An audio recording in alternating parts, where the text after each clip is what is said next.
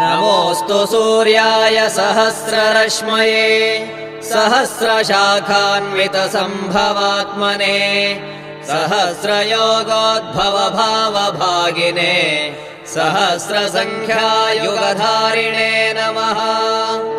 यन्मण्डलम् दीप्तिकरम् विशालम् रत्नप्रभम् तीव्रमनादिरूपम् दारिद्र्यदुःखक्षयकारणम् च पुनातु माम् तत्सवितुर्वरेण्यम्। यन्मण्डलम् देवगणैः सुपूजितम् विप्रैः स्तुतम् भावनमुक्तिकोविदम् तम् देवदेवम् प्रणमामि सूर्यम् पुनातु माम् तत्सवितुर्वरेण्यम्।